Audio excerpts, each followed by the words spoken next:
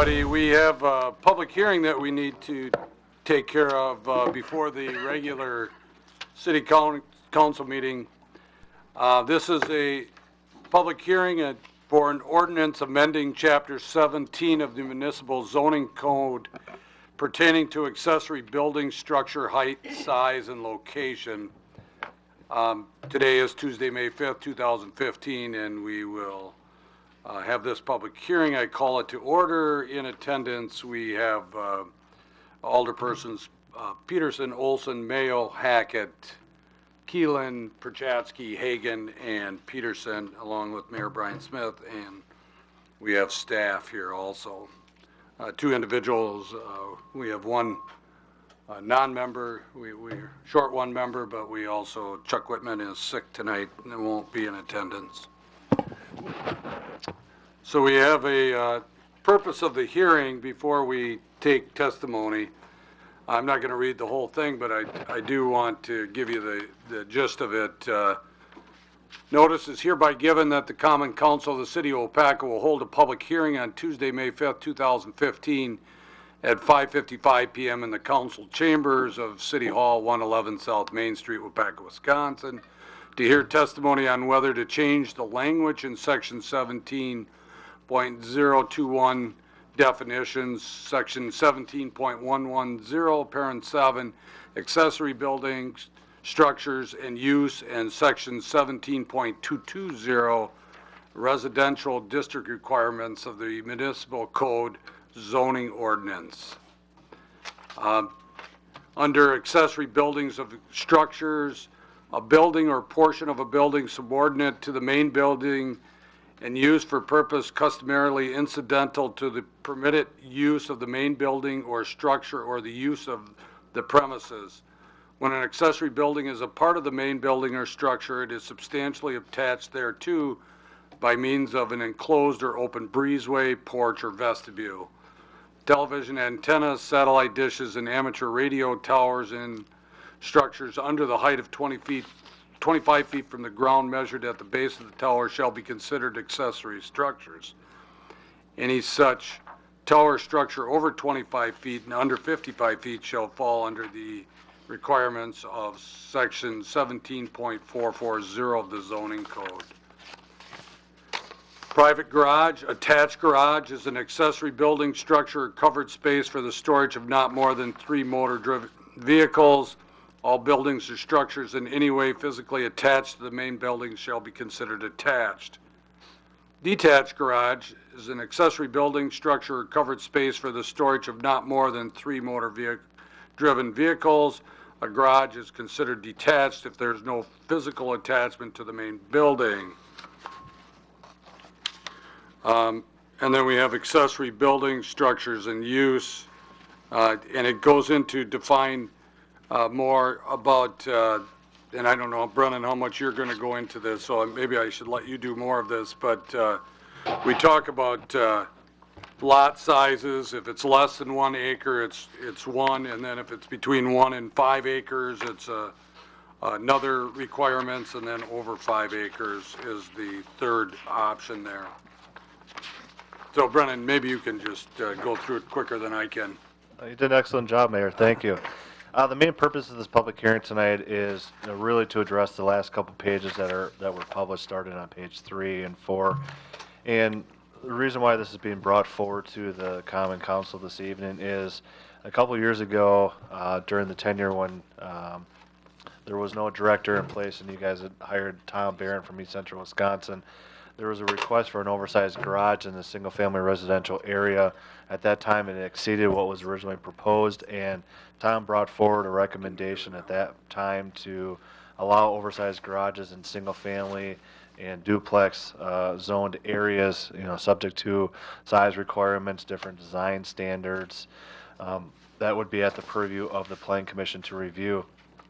Over the last about 4 or 6 months, we've run into some challenges at the Planning Commission. Some additional requests have come in for garages within the R1, R2 districts.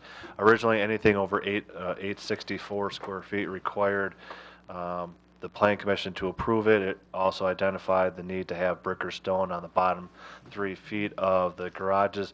And there, we were seeing some challenges from, a building material standpoint. There was a couple different building materials that were brought forward. The original intent was brick or stone, but then I had some materials that were brought forward that represented brick or stone, whether or not it was actually the intent or the purpose of the Plan Commission. And then more recently, I've been approached by 2 applicants looking to construct mainly an addition onto their garage, their existing 2-car detached garage, and make it a 3-car garage, but they did not feel that it was necessary to have the brick or stone on the bottom of the garages. So I took a holistic approach and review of our oversized garage ordinance, and what's in front of you this evening is my recommendation also was recommended by the Plan Commission for consideration. And what it does is it breaks the oversized garages down into 3 different categories now. Originally, anything over 864 required Plan Commission approval, but now what we've done is that we've broken it down to acreage. There's most of the community is subdivided. There are some larger residential or ag properties out there, but for most of the properties in the community, anything from 1 to 4 acres, you'd be allowed to have up to 1,008 square feet, and that's a typical 3-car garage with about a 6-foot addition onto it as well.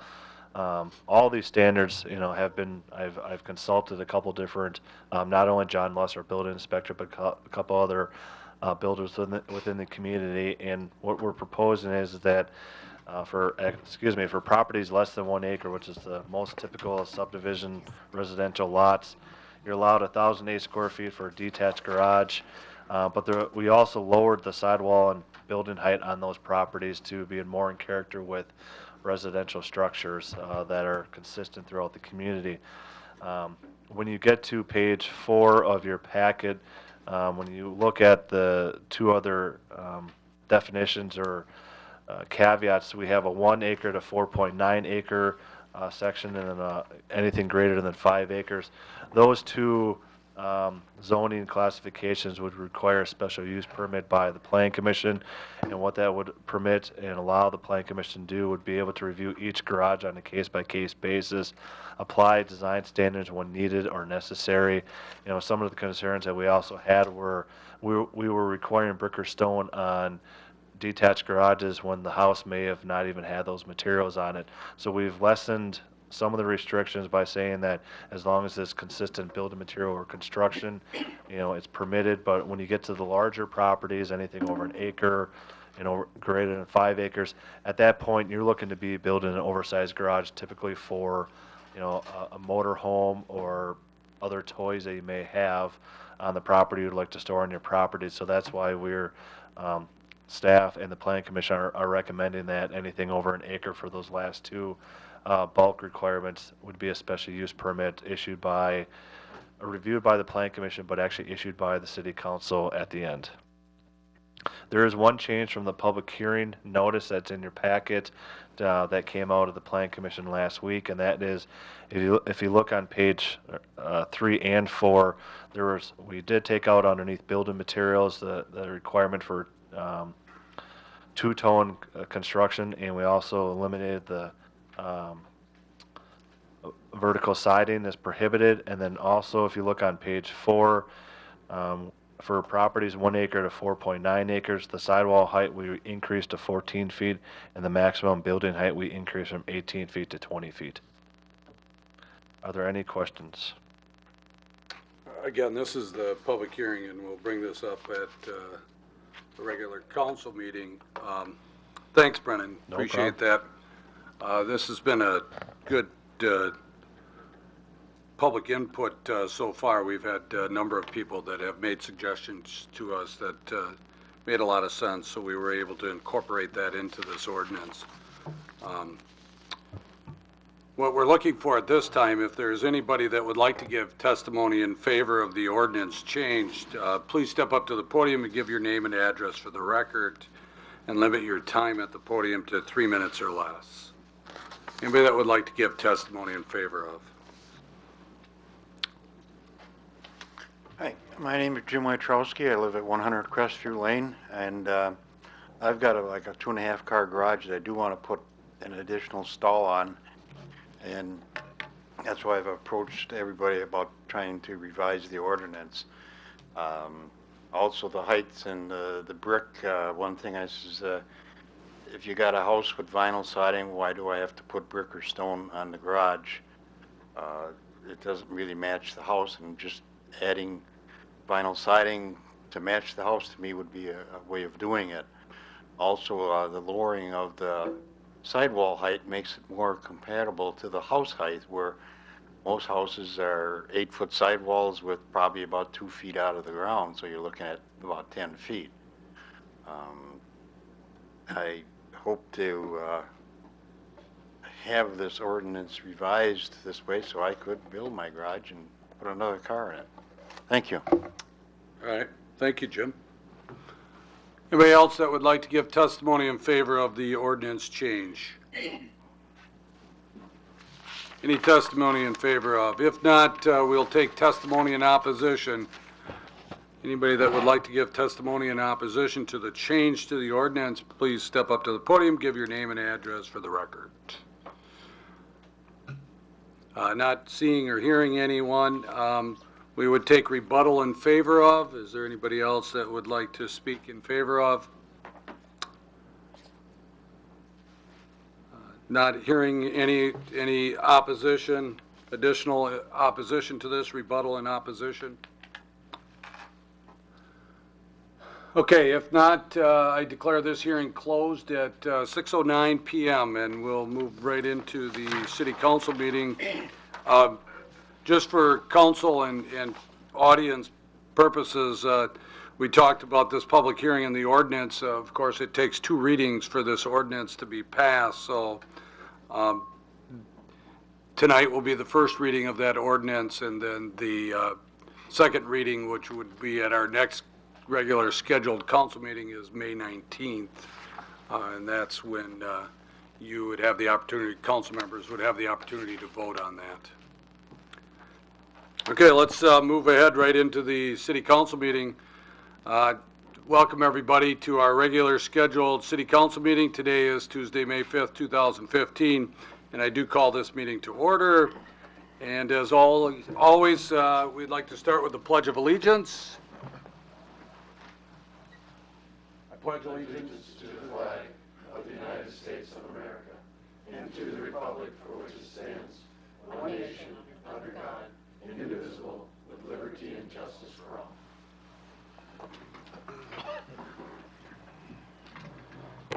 We'll ask Sandy to read the clerk's open meeting statement for us. This meeting and all other meetings of the Common Council are open to the public. Proper notice has been posted and given to the press in accordance with Wisconsin state statutes, so that citizens may be aware of the time, place, and agenda of this meeting. Thanks, and would you also take roll for us? Brian Smith. Here. Steve Hackett. Here. Paul Hagan. Here. Alan Keeland. Here. Scott Perchatsky. Here. Dave Peterson. Here. Paul Mayo. Here. Chuck Whitman. Jillian Peterson. Here. And Eric Olson. Here. 8 present. We have a quorum. Thank you, Sandy. Yeah, as Sandy said, Chuck Whitman is not going to be here tonight. He is ill tonight, and also absent tonight is Attorney John Hardy. He had some minor surgery, back surgery, I think, and he is not feeling up to being at the meeting tonight either, so we'll be without him. Looking at next item on the agenda, we have our annual review of the Code of Ethics. This is for council members. I understand, Henry, that your staff, or the majority of your staff, did have your training already today on this. Yeah, we still need to get some other people, particularly the street department. They've been really busy up on Fulton Street, so we'll make arrangements to hit them up in the next week. Does it work? Okay, so we had the Code of Ethics, which started on page 9 of your packet. We were sending around a signature page, and it looks like all of the council members that are present did sign that, saying that they have read that and do understand it. So we'll put that on record. Moving on then to the consent agenda. These are items that we'll take all of these items with one motion and 1 second and vote on those with that one motion. Sandy has said that she has no additional items to be distributed under the consent agenda. So unless you would like to see something move, council members, from the consent to the regular agenda, I'd be looking for a motion to approve. So moved. Motion by Keelan, second by Hagan, that we approve the consent agenda as printed. Any discussion? All in favor signify by saying aye. Aye. Against? Motion carried. Okay. Under the regular agenda, we do have one handout tonight, and that is for the audit presentation, our annual audit presentation by Johnson Block Company, and that will be coming up later in on the agenda. That's just the only addition that we have on there. Brennan. Mayor, may I make a recommendation to possibly move item D underneath new business up underneath after the auditors are here this evening. Eric Falls from East Central Wisconsin, and hopefully we can get him out here a little bit early after the presentation. Okay, are we okay with that, council members? We'd just be looking at moving under new business, the fourth one, and we'll move that right after the presentation of the city's 2014 annual audit. Mr. Mayor, the executive summary that we have handed out, is that something that should be added, or was that already in there? Well, you did get that email to you earlier today, Right. but that's a good point. Brennan also put the executive summary of the special use permit for the Hillcrest Drive development that hopefully is going. And you did get that email to you, I think, yesterday or earlier today, but he also gave us a paper copy of that. Yeah. Okay, thank you. Which is good, Al. because some of us haven't checked your email yet today, haven't been home. Okay. So we'd be looking for a motion to approve the agenda with that one change in order there, and then also the audit is on our desk, and also that executive summary. Second. We have a motion by Hackett, second by Keelan, that we approve of the regular agenda with those changes. Any discussion? If not, all in favor signify by saying aye. Aye. Against? Motion carried.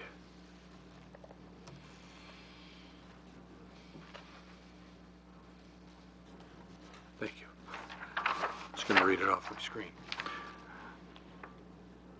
Under non-agenda items and announcements, we have this week is considered Municipal Clerks Week, and I will read a proclamation for the record. Municipal Clerks Week proclamation, May 3rd through May 9th, 2015.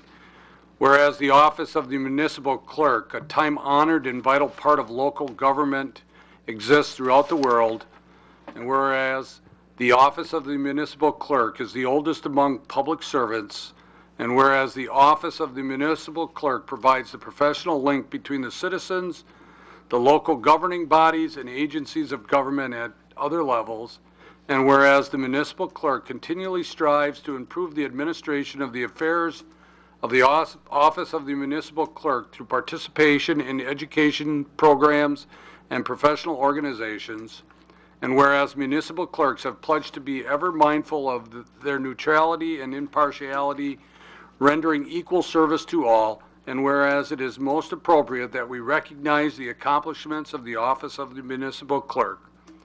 Now therefore, I, Brian Smith, Mayor of City of Waupaca, do hereby recognize the week of May 3rd through May 9th, 2015 as Municipal Clerks Week, and further extend appreciation to all municipal clerks for the vital services they perform and dedicated to communities they represent. Proclaimed this 5th day of May, 2015.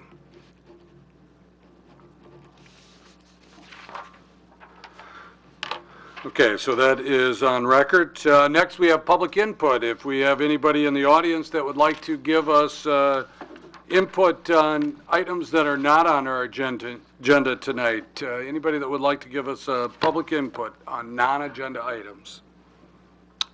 Not seeing or hearing any, we'll go on to unfinished business. We have a request from the Waupaca Area Youth Hockey Association, better known as WAHA, to expand their premise description for the 2015 Upper Midwest Auto and Truck Recyclers Convention and Trade Show Convention, which is May 7th through the 9th, 2015.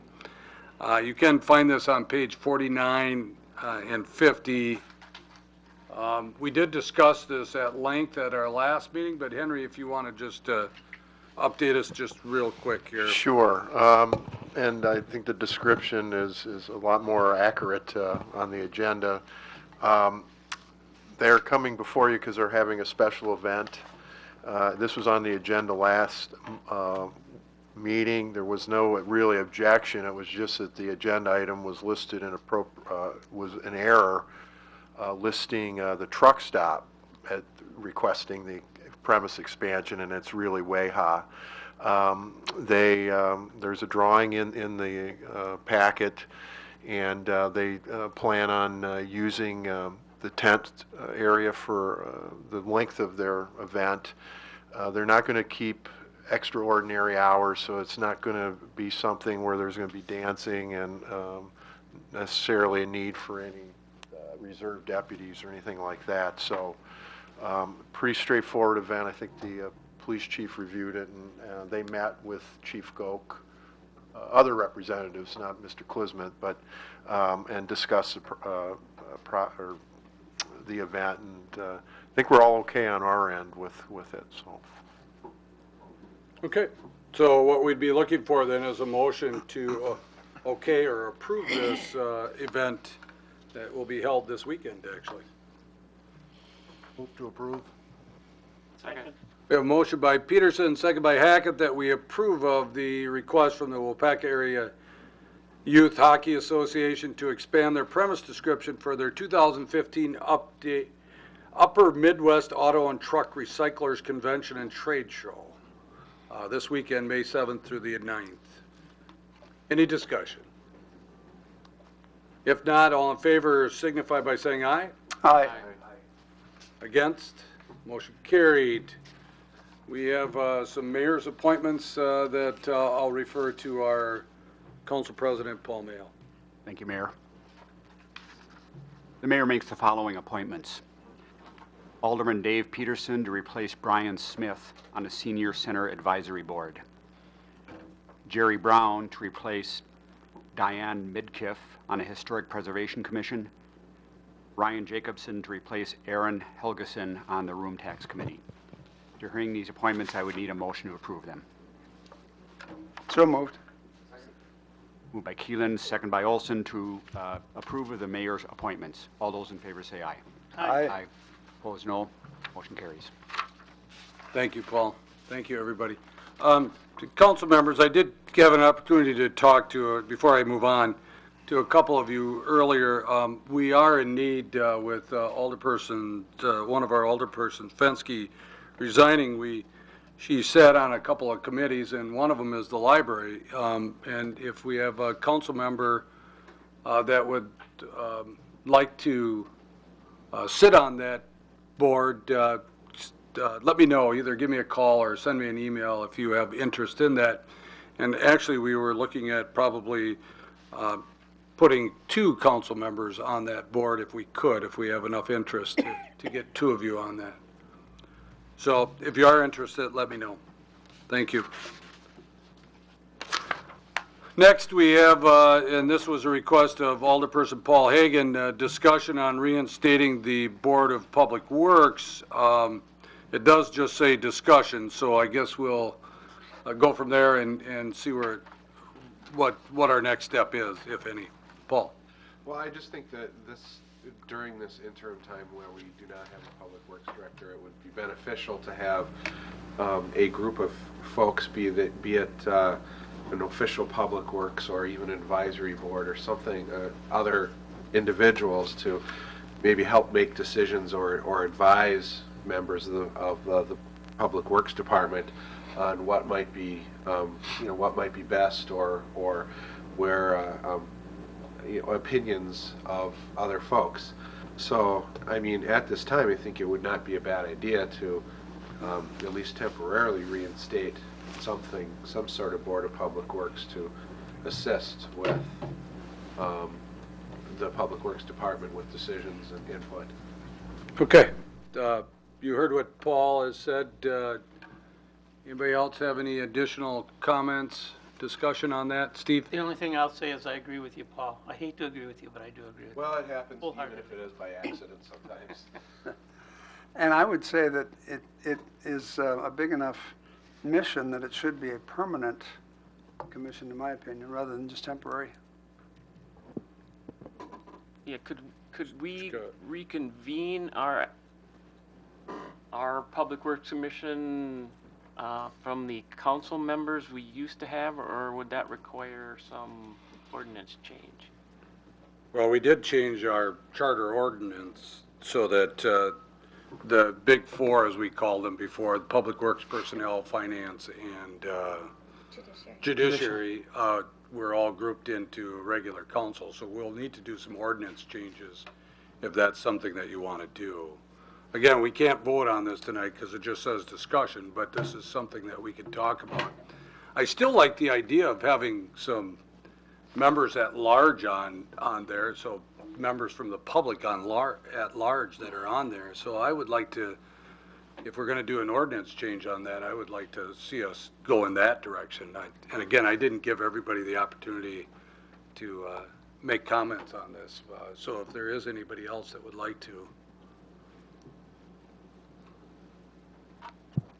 Well,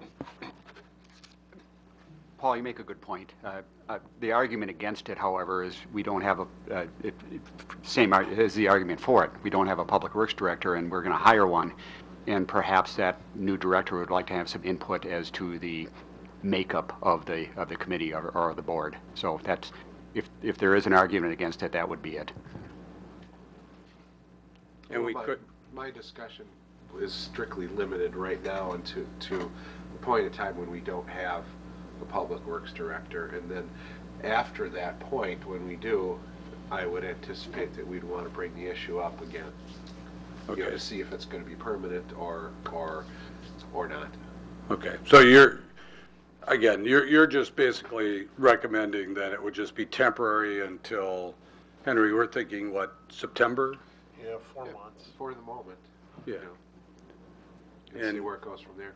Alan's comments about it should be permanent would then be done at that time, or discussion on that at that time. Would we need an ordinance to do a temporary committee, or can we get, or is it just called an ad hoc or something and it's okay? I guess my question, I guess John Hart would have to answer that. No, I mean, John Hart doesn't have to answer that, Doesn't? Okay. because if you have an ad hoc committee, that's appointed by the mayor, and as Okay. long as the council approves that, we can do that. But it would not be a standing board or commission. It cannot make.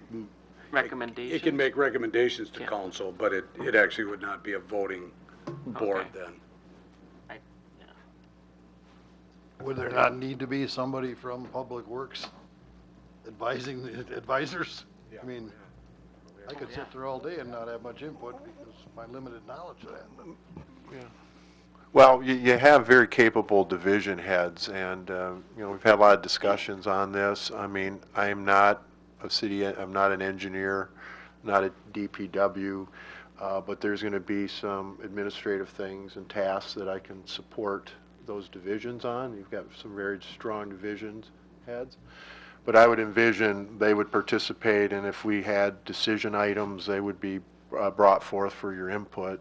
It's an extra step, but if that's where we go, we could certainly do that. I mean, it's not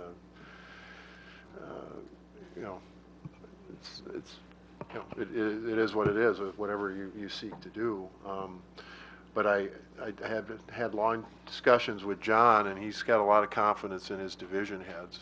So it's not like the world's going to fall apart this next 4 months. We've got some very capable staff. So. Yeah, the interim, obviously, we knew that our Public Works Director was leaving. In the interim, Henry is acting as the, since it's vacant, as the Public Works Director. Remember, you did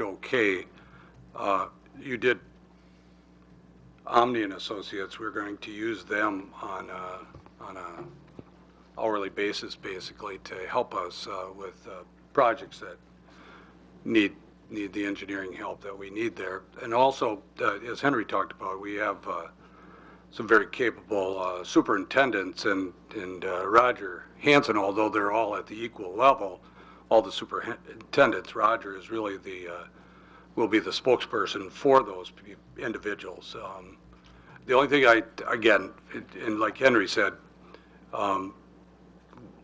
council will do whatever you ask them to do, but let's be very careful. These guys work full-time jobs, and we don't want to necessarily have them come in for 2 or 3 additional hours once or twice a month either, to if we don't believe that we're going to get something worthwhile out of that. So let's make sure that we get this set up properly if we agree to do this. So again, it is something that we would, I guess what we'll do is we'll just put it on the agenda for the next meeting, and we'll put it on there as something that we can actually vote on if you would like to do that. Okay? Thank you, Mayor. Yep, absolutely. Okay, let's move on to new business then. We have a presentation of the city's 2014 annual audit, and this is, Jay, what's your last name? I forgot it. Bennett. Bennett. Jay Bennett from Johnson Block Company Incorporated. And I know that all of you are going to be real enthused to hear this audit information, but I like hearing it, so we'll go forward here. CPA. So there's an additional handout, kind of summarize the audit report, some of the financial highlights. So I'll kind of be going through that rather than the full audit report. If you have any questions, feel free to stop me at any time. Also, Henry and Kathy have my contact information. If there's questions that come up later on, you can always contact me also. So page 2 of that handout, your audit opinion this year was an unmodified audit opinion, which is the highest audit opinion that you can get. It's the same audit opinion you've had for the last several years. There are types of other audit opinions that are kind of below that, which is a qualified opinion, which means except for something, or adverse or disclaim of an opinion. Management has, reviewed the financial statements, Henry and Kathy, and all the audit adjustments that we had, and have approved those. There are some separate audit communication letters that would be at the end of the full audit report. I'll get into those towards the end of the presentation here. Page 3, 2014 financial highlights. Overall, your any cash balances, and this is in your fund statements. The general fund ended a year with a 1.3 million cash balance. Debt service had roughly 600,000. The water utility had 960,000 unrestricted cash. There is some restricted cash for some debt covenants. The sewer utility had roughly $370,000 in cash at year end. And telecommunications utility had roughly about $60,000. I think that's fairly comparable to where you have been in the past years. Overall, if you were looking at your statement of revenues, expenditures, and changes in fund balance, basically your net income or loss for the year across all funds, general fund, all the other TIFs districts, special revenue funds, those types of things. Overall, you had a positive increase, net income basically, of $46,000, almost $47,000 this year. In comparison to last year, I think you were spending down some fund balance, a little bit change in some aids. You had a loss last year of $450,000, $451,000. The little section, bullet points below that, kind of talks about some of your major funds. The general fund did actually have a loss this year of 51,000, almost 52,000. TIF 8 had a loss of 40,000. Debt service actually increased or had a profit, a net income of 73,000. And then all the other funds that are combined together, which are non-major funds, had a net income of roughly 66,000. If you always want to look at individual funds, there are some combining schedules in your audit report in the C exhibits if you wanted to see, break it down by further by individual fund. Overall, your budget to actual for the general fund was pretty favorable. I think you only had one audit area maybe that you had exceeded budget, and total expenditures were lower than what you had budgeted for. So it was a fairly a good year that way. Water and sewer utility for this year ended December 31st, 2014. Both had net incomes. Water had 118,000 net income. Sewer utility had roughly $414,000 net income for the year. The last time that you raised your water rates was back in July of 2011. PSC sets your water rates, and they've authorized roughly a 5% rate of return. So it has been a few years for that, and when we did the PSC report this year, I noted that the rate of return that you're getting in your sewer or water utility, excuse me, it was 3.85%, so you're a little bit lower than what the PSC has authorized you. You may want to consider doing a simplified rate case, which is fairly simple, pretty cost effective, and what it is a 3% increase in your water rates. There's a 45-day waiting period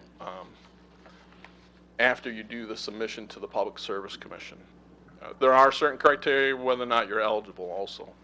I believe you would be eligible though. The sewer rates were last increased, I think, at the start of 2014. Page 4, this is the governmental fund balances. This is fund balances for all funds. Just kind of a little bit of a breakdown here for you.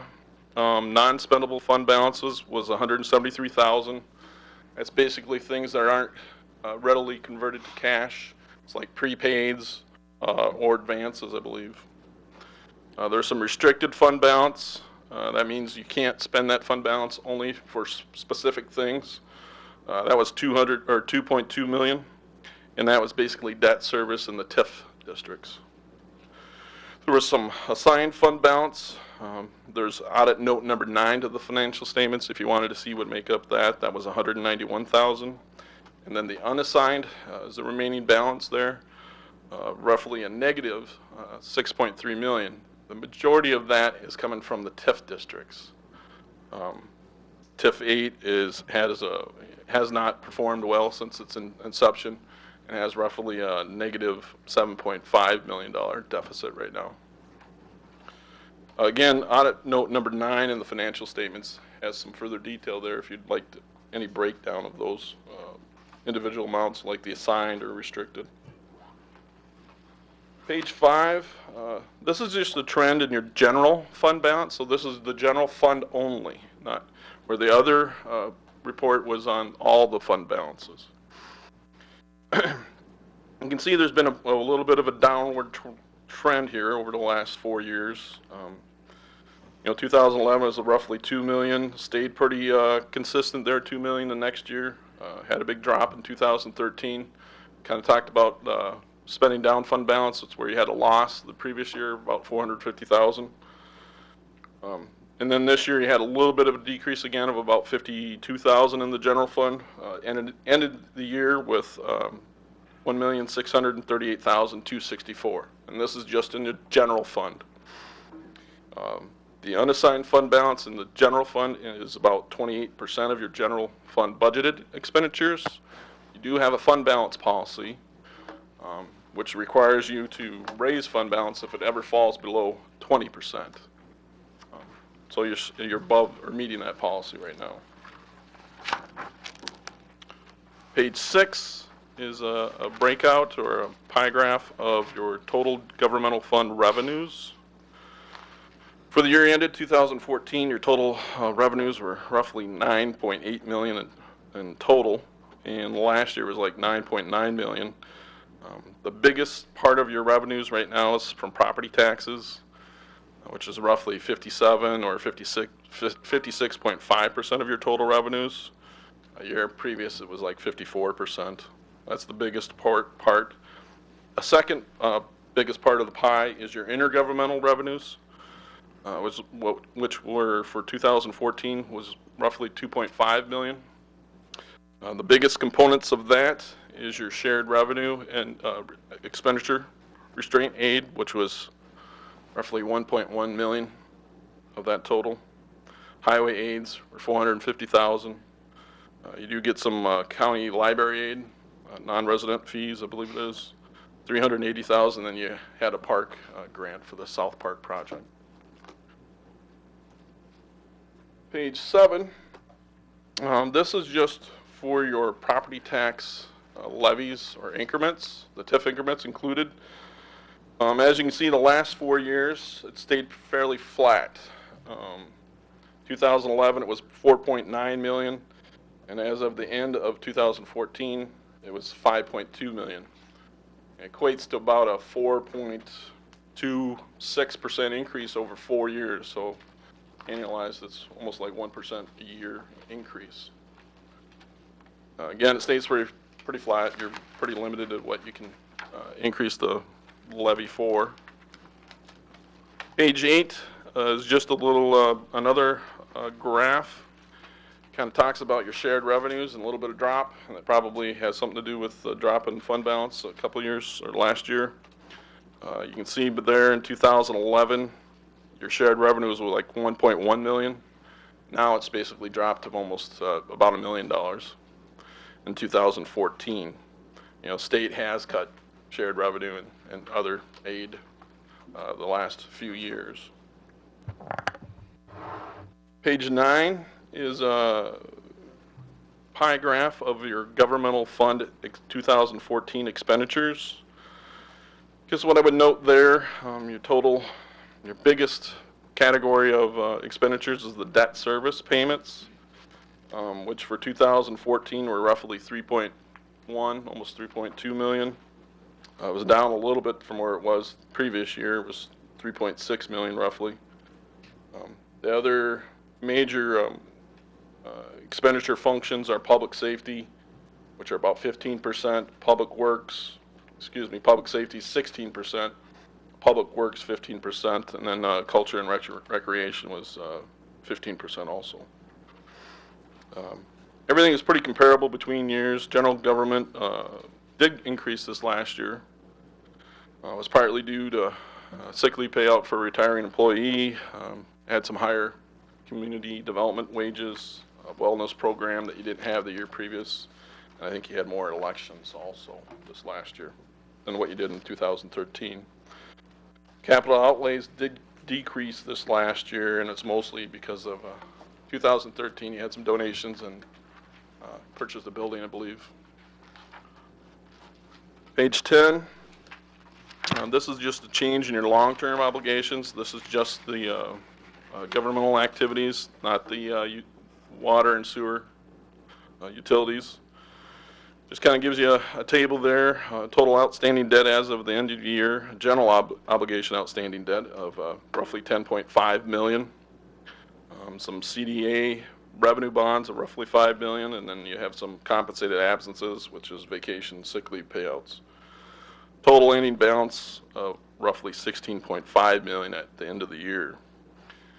So that you're allowed to borrow up to 5% of your equalized value for general obligation debt, and that debt limit would be $19.8 million. So you've used up a little bit over 50% of your debt capacity, and would have roughly about 47% remaining as of the end of the year. Last comments, we'd like to thank the city staff for their help with the audit. I do have a few other comments here, which are management letter comments. There's a segregation of duties You'll find in the financial statements, which is common. It just means that you don't have a perfect, you're not large enough, or don't have the duties segregated enough right now.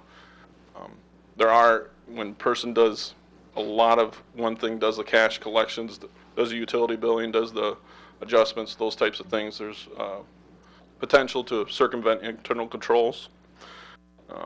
It's common, but we want to make sure that you're aware of it. You know, management oversight is paramount. There is another finding for preparation of financial statements. Again, that's common, and over 99% of our clients take some expertise to do the note disclosures and also convert your fund financial statements that you basically budget for to the government-wide financial statements. That's where debt is picked up as liabilities. Assets are capitalized and depreciated. There's other various differences. There were a few other comments that we had. One has to do with the utility billing. We've had this comment for a couple of years. You have the same software, so you have the ability so that the systems could work together and be integrated. But they're not currently used that way. There's manual journal entries to record billings and adjustments and those types of things. There were some adjustments at year-end for the customer accounts receivable. We'd like to see that it was reconciled, and we wouldn't have those adjustments. And you did have some uninsured cash as of the end of the year. We just want to make sure that you know that. I know we've had that discussion in the past then also.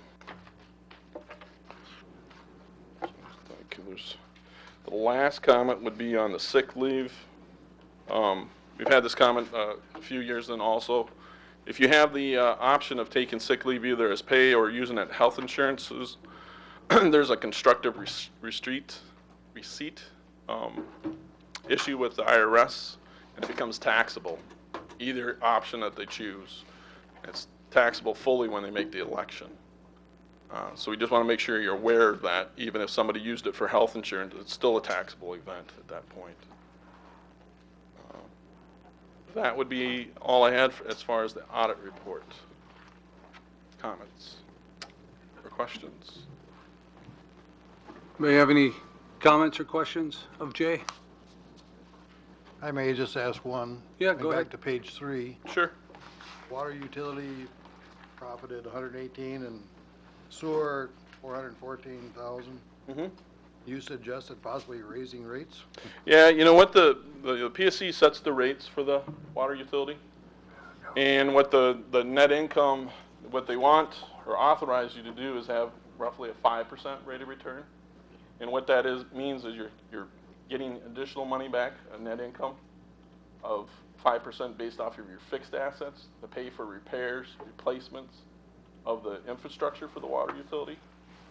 So it has been, roughly 4 or 5 years since you've raised the rates, and you are below what the PSC has authorized you for a rate of return. So, a simplified rate case, again, is roughly like a 3% increase, which I've seen if, communities will sometimes do that. They can stave off having to do a full rate case, which would be a higher increase. It's more costly. Taxpayers or customers will see like a 20% jump rather than a 3% jump, those types of things. So again, I really look at the simplified rate case as almost a cost of living inflation, trying to keep up with that. So yeah, it had a good income, but overall, compared to all the fixed assets and all the infrastructure there for the utility, it's lagging a little bit behind what you're authorized. I just had one. You mentioned uninsured cash. What exactly did you mean? At year end, we have there's an audit note in the report too for cash and investments. You have FDIC insurance for roughly $250,000 per type of account, whether it's a time or demand account.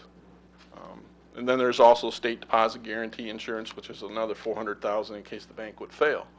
But if you have deposits in excess of those amounts, potential is you could lose some deposits. So your cash value with, say, one bank, or I know there are several banks, is over those insured values. So we're making sure that you know that you can get collateral from banks. They can take out an insurance policy for you, those types of things. You know, if something happens to the bank and the city were to lose deposits, lose money, you want to be careful with those types of things. So that's why we always make sure to point it out. And we're not saying anything's wrong with the bank or any of that, but it does happen from time to time. Any other questions, comments?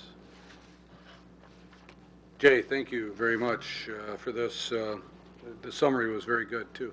Thank you. Thank you. Have a great night. Safe drive. Okay. Did you guys want me to stay for the engagement letter, possibly? It was next on the agenda. Sure, you can stand right there while we do that. Sure.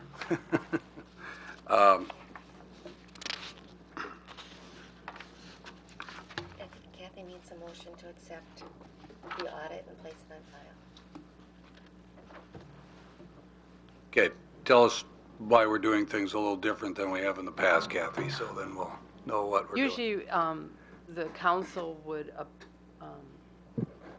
accept the financial statements. That's saying that they've listened to the auditor present their findings and that they have received the information from the staff in regards to the management letter and what proactive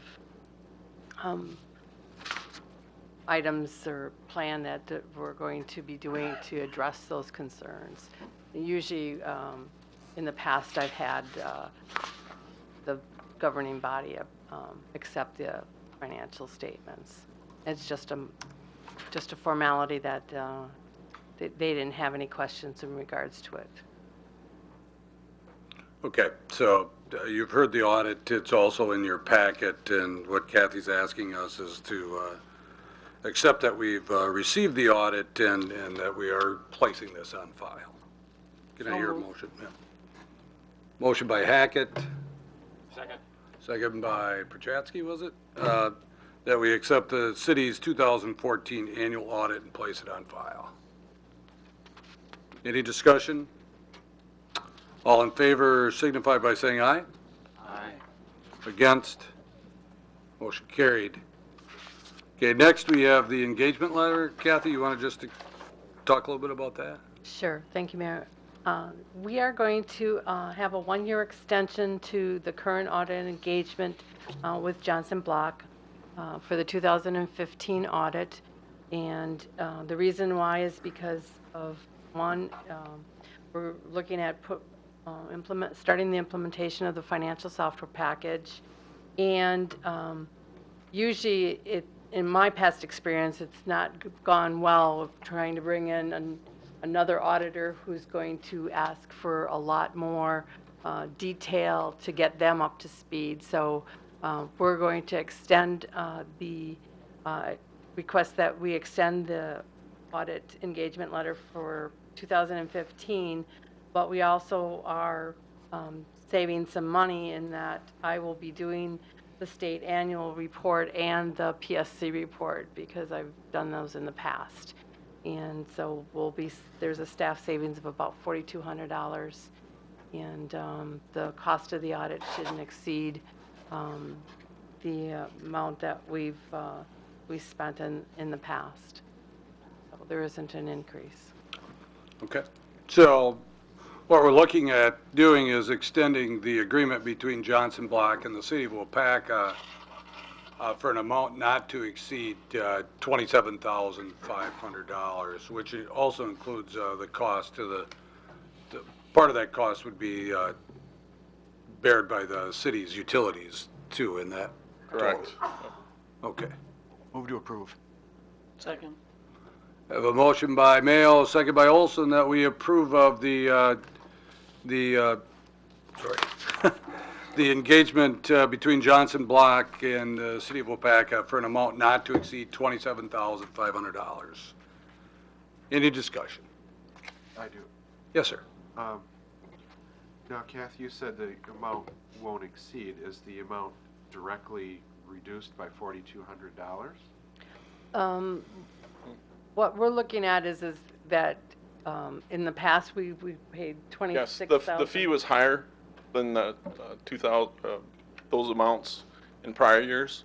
So we've already taken that out of the contract. It's reduced by 4,200 from what it was for 2014's audit. Okay. Yeah, so there is a $4,200 savings over past audits. Okay, any other discussion? All in favor signify by saying aye. Aye. Against? Motion carried. All right. Thank you, guys. Thank Appreciate you, it. Jay. Have a good night. Yeah, you too. Looking forward to another year.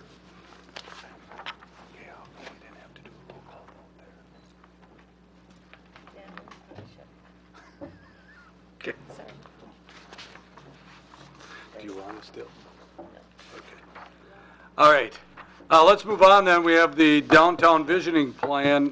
Brennan and although we have Eric Fall from East Central Wisconsin Planning Commission, did I say all that right, Eric? Close? You did. As a commissioner, I'm proud of it. Yeah, thanks. So Brennan, you want to set it up and then?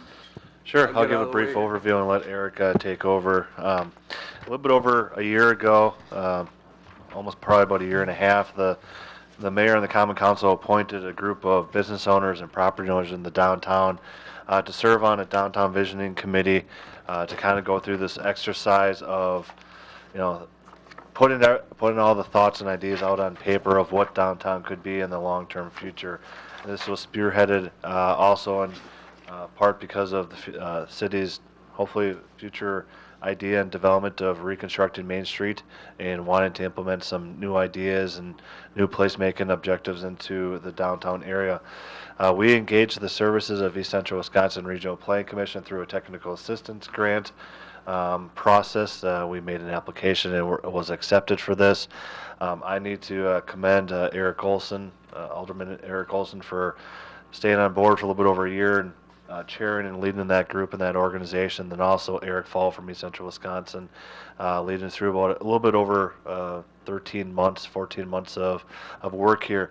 Over that time period, we've held a multitude of meetings. We've had several public input sessions. I had a mobile office earlier this year to gather input from the community as well. And what was placed in your packet was the downtown visioning plan that was recommended for approval and consideration by the council by not only the visioning committee but also the planning commission at their meeting last week. So I will turn it over to Eric to kind of just go through some of the highlights of the plan. Very good. Thank you, Brennan. Thank you, Mayor and councilors, for a few minutes tonight. I'm going to share probably some of the same material that you saw at your April 15th meeting, at the joint meeting, but I'll probably say it a little differently and maybe even a little shorter than what Brennan would, but maybe not. But as Brennan explained, the purpose of this plan is really to establish a vision. The plan itself is to be used as a guide. It has no force of law. It is not similar to or part of your comprehensive plan, although some things may want to be incorporated somewhere down the road. But it really represents an opportunity to brainstorm and explore what downtown could be. That whole premise in the start of this project was based on this premise and highly successful premise of placemaking and what makes a great place. And people have done research and picked apart the details of great places and not so great places. It's very subjective, but there's becoming more objectivity to that process. You know a great place when you see one. You know a not so great place when you see one. And I think downtowns and urban areas, it's critical for a vibrant urban area and downtown to really look at things through this lens of placemaking. So we designed a very open and exploratory process, and using the Vision Committee, we went through a series of exercises, many which were very visual. We're dealing with a physical reality, a physical place here in placemaking, so we needed this to be very visual. About 11 different exercises were done in the document. There's descriptions of each and the results and extended results in tabular form in some of the appendices and the like, but really a wealth of information, knowledge, and thoughts here. And I would encourage everyone in this room that utilizes this plan or refers to it You may start certain projects or initiatives from the basis of the plan, but I encourage you to go back and look at all the details. There's lots of great ideas in there that might be continuing, worth exploring as time moves on. We did get public feedback. Through the process, we put out some boards. We try to encourage the general public to give us a better idea of what they think Waupaca should be in terms of downtown. And for the most part, I think many of those responses mirrored things that were said by the committee members. Not in all cases, and there were a few other tangential ideas that were thrown in there, but I think it helped reaffirm things a little bit. Brendan mentioned the mobile office, and that was done at near the end of the process when we had some alternatives and good things to share. Unique way of getting feedback. Certainly we always hope for great success with these. Didn't get as many people as perhaps we thought we could, but I think the input was very good, very valid, even with a smaller number of people. 20 to 30, I think, was the count as far as the entire week. So overall reaction to the concept plans was fairly positive. Some questioning of some of the other green spaces in there, particularly the ideas of pulling out the streets, but others liked it as well. A lot of different commentary and sort of split commentary, if you will, on the parking items and parking issues on Main Street and whether it should remain angled or be changed to parallel or something in between. Not that different from what the Vision Committee had in terms of a split. There were some good consensus on mixed-use redevelopment as a theme, and I think that's a key, getting more population to live in and near downtown over time, whether it's trying to target millennials with businesses or catering to the aging baby boomer population. You've got a great downtown as it is, and a lot of opportunities to make it greater. Others took initiative to get their own feedback from businesses. Still, folks sent in some emails with some I'd call them offers for assistance as things move on. So it's great. And the combination of the committee's work, those exercises, the public input that we had during the initial part of the process, coupled with just some general assessment of the context of downtown and how it ties in, relates to things and maybe some overall themes, eventually led to the development of a concept plan. It kind of looks more like a comprehensive plan where we designated some various districts. We didn't name those districts per se, but trying to visually convey different recommendations that are contained in the plan and noting some key ones on the map. But this is really looked at as sort of the framework and offers a lot of flexibility for what's done within the context of this plan. And arguably, a lot of these different areas need a lot more detail to them and additional study.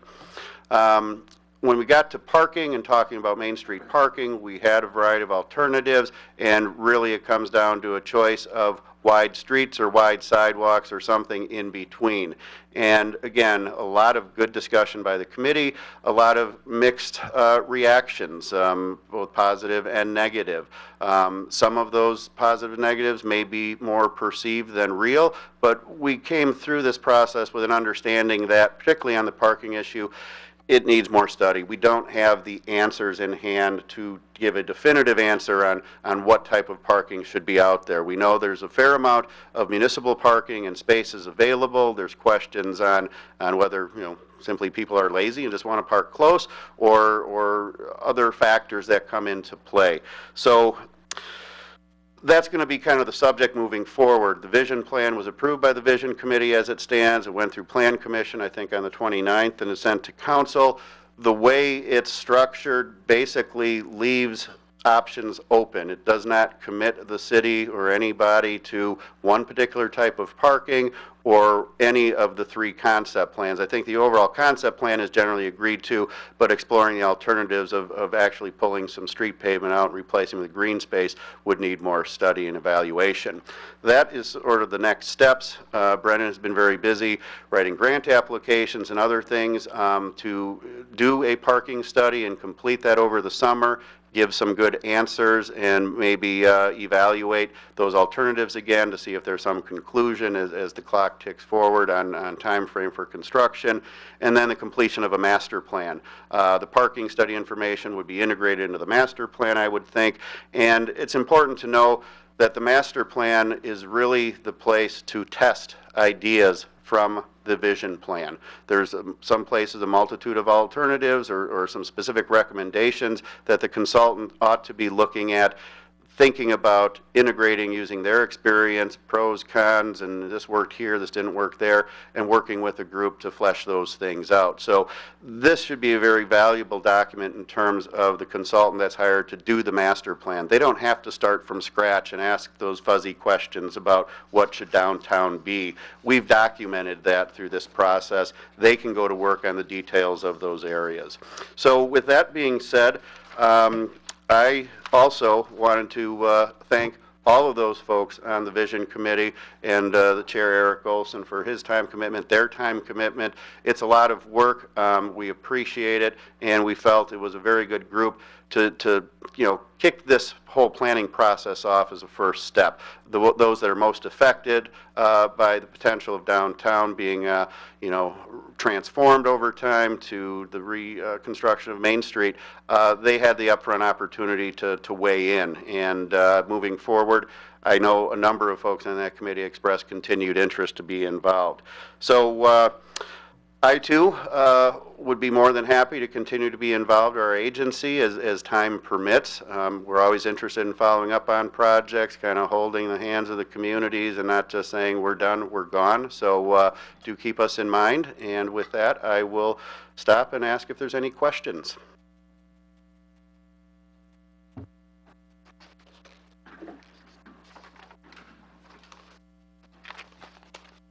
Eric, Brennan, do you have any further comments you'd like to make? Not at this time. I mean, the plan is in your packet for consideration. We identified the next steps, and within the next 1 or 2 council meetings, the council will be probably looking at some RFQs and RFPs for some of the next steps, specifically the parking study that has definitely been a key issue along the way that, from a city perspective, I think we're committed to, getting that parking study done and putting to rest some of the potential concerns that are out there. And then we're going to be going through an extensive RFQ process for selecting the consultant. At the end of the day, and as I mentioned last week, we need to find the right strategic partner for the community, and that's going to be a review that's going to take several months. Again, the scope of work and everything else still needs to be determined, and ultimately the council still needs to actually approve going through that process. And the funding, as Eric mentioned, we're applying for a couple grants for the next phase of this project as well with the downtown master plan. Hopefully we'll hear back from both of those no later than September of this year. And looking forward to the next steps and working with that strategic partner to lead us through the next phase of the downtown master plan and really start taking a hard look at the reconstruction of Main Street coming here in a couple of years. Okay. If I might add one more thing I forgot to point out. It is important the council know and understand moving forward that some of the factors going into what parking happens on Main Street may be dictated by how the project is funded, and we noted that in there in one of the recommendations. So just know that going forward, and I'm sure a consultant will reiterate that or work with the community to better describe those things. But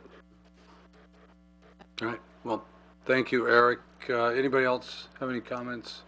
Thank you very much, Eric, for leading us through this. We appreciate that. And I, too, want to thank the members of this committee. They did put in some long hours, and I think it was worthwhile, and we'll see where this goes in the next few years. it's important because whatever happens out there at Main Street will be there for 50 or more, so choose wisely. Right. Well, thank you. Thank you. We're looking for a motion to approve of this visioning plan.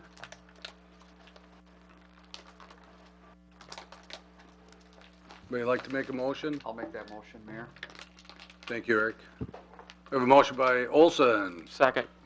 second by Prochatsky, that we approve of the downtown visioning plan. Any discussion?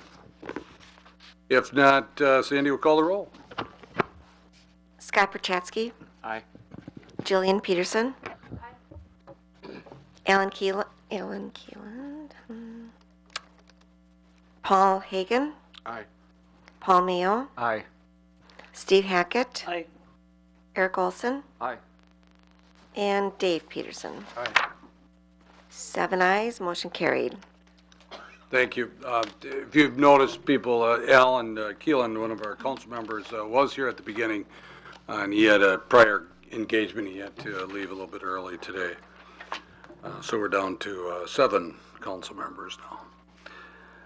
Okay, next then we have a special use permit for James Moyer is the agent for the John and Carol Piotr property on Hillcrest Drive. Brennan, you want to set that up for us, please? Sure. Thank you, Mayor and common council members. The premise for the special use permit that's in front of you this evening is specifically for the operation of a clinic on the property that's being redivided and subdivided on the corner of Hillcrest Drive and Fulton Drive. You know, as part of the special use permit, we also did the site plan review, which is in your packet. The Plan Commission has reviewed the site plan application and have approved that. What the council is approving this evening is specifically the special use permit to allow a clinic to operate on the new parcel of land that's being redivided. This project, has been ongoing for about the last couple months here. Been working with the applicants and everything else. Earlier or late last week, the Plan Commission met on Wednesday and recommended approval to the council for consideration. We actually met with the applicant and the current landowner, Mr. Piotr, myself, the mayor, and Henry to discuss a couple outstanding issues and concerns that they had regarding some of the recommendations that I had recommended to the Plan Commission for consideration. Specifically, a lot of it was around the restricted access on Fulton Drive. I was recommending a right-in, right-out access point, and it was further considered that we monitor that access point. We will restrict eastbound traffic to turn left into the site, outbound traffic to take a left and head eastbound, but we will permit eastbound left-hand turn movements into the area. The cause of concern is there is an existing driveway out there, and I am not privy to the reconstruction of Hillcrest Drive. Mr. Piotr worked with the city years ago when that was realigned. There used to be about 7 driveways there, from my understanding, and now he has one on Fulton Street and one on Hillcrest Drive. So the access is already limited to the site as it is.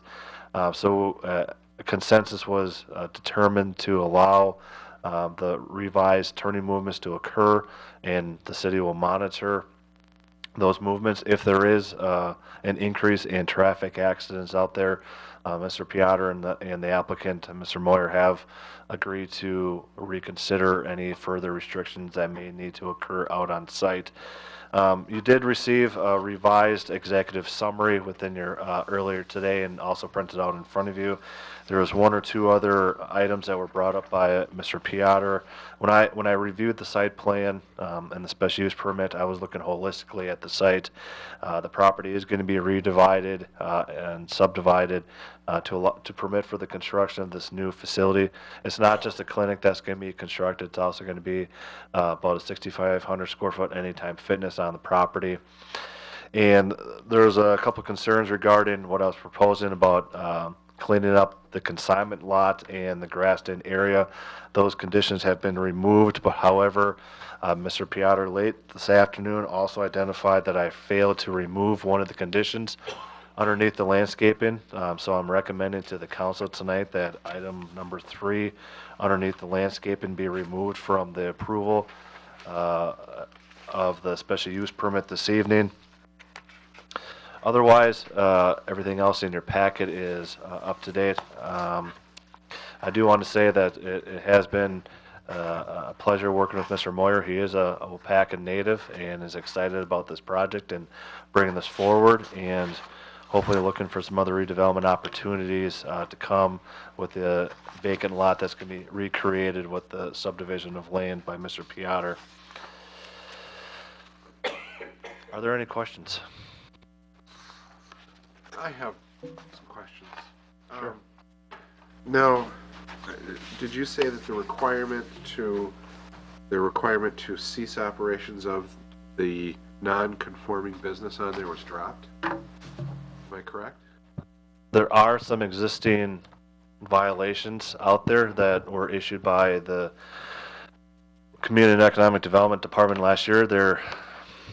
With the approval of the special use permit and moving forward, those violations would go away.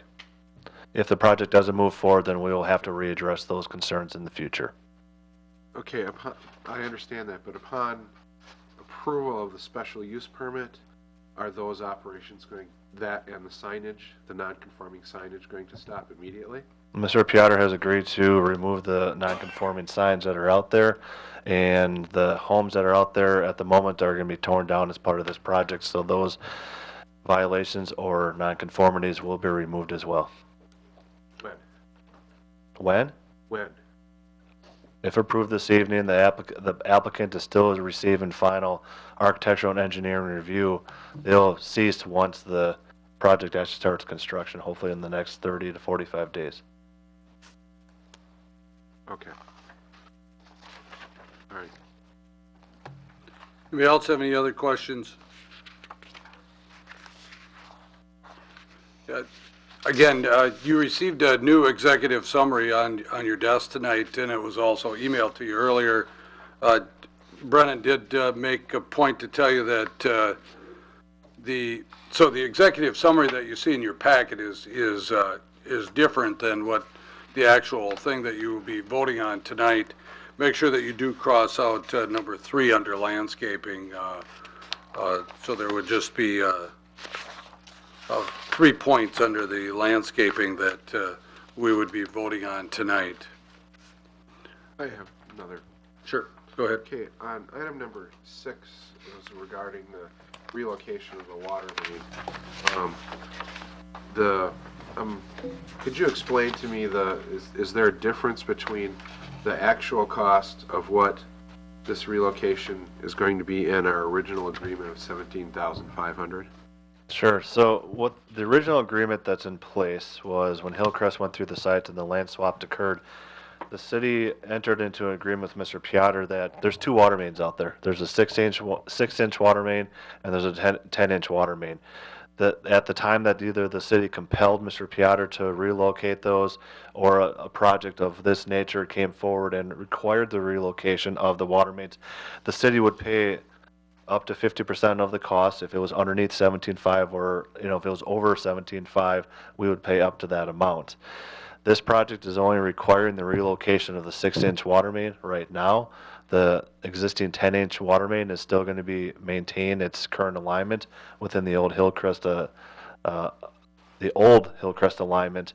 If in the future and we've laid out a site, we've worked with Mr. Piotr to identify a buildable area, and we feel comfortable that a sizable project could still occur on the new proposed lot on the corner of Hillcrest and Fulton.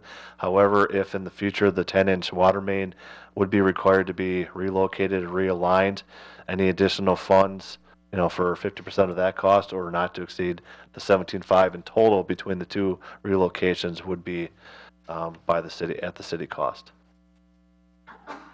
So, forgive me, but are we paying that out right now, or is that still deferred? We are only paying out the relocation cost for the 6-inch water main at this time. Which is how much? That is to be determined. It's currently being engineered. Okay. And then, but we're still on the line for if in the future that larger one needs to be. That is correct. Okay. All right, To expedite this project a little bit. There's a lot of challenges with those 2 water mains out there. When John was still here, we were laying out a lot of different options, and I believe the council took a look at and some consideration for some looping scenarios that may occur next year. That's going to actually alleviate the need to relocate it at this time. Okay. Thank you. Yep. Brennan, I want to go back to number 3 under landscape. If this area is being utilized for a non-conforming and illegal consignment lot, why is it being allowed to continue? After my review of the application, it was determined during the vacancy of, or actually even beforehand, the city issued a approval to Mr. Piotr years ago to allow him to operate that consignment lot. So my recommendation is null and void at this point. I can't go back and undo what the city previously did. I believe in the best interest of the project, and speaking privately with Mr. Piotr and Mr. Moyer, I think those operations will cease anyway, because I think for just the future development of that site, it would be in the best interest of Mr. Piotr and Mr. Moyer to work together and try to not only make a presentable site for Mr. Moyer, but then also a redevelopment site in the future.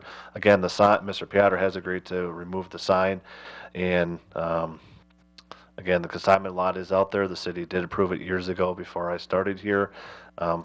I will leave it to Mr. Moyer and Mr. Piotr to determine what's best for that site and the redevelopment of that area. Anybody else, any comments or questions?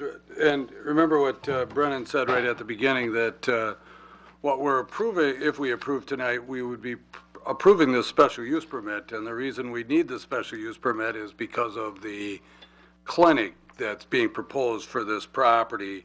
The site plan review has already been okayed by City Planning Commission and does not need approval of City Council for that. So we're really just looking at the special use permit for tonight. If there's no other comments or questions, I would be looking for a motion.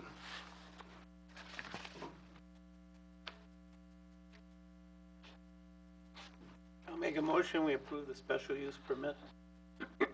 Second. I have a motion by Hackett, second by Jillian Peterson, that we approve of the special use permit for James Moyer as the agent for this Hillcrest Drive property. And again, naming the executive summary and everything that's in there, minus the number 3, Steve and Yes. Jillian, that's in that summary. Any further discussion? Again, by voting for this, you are voting to approve this special use permit. Sandy will call the roll.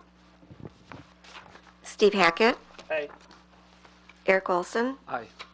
Dave Peterson, Aye. Jillian Peterson. Aye. Paul Mayo, Aye. Paul Hagan, Aye.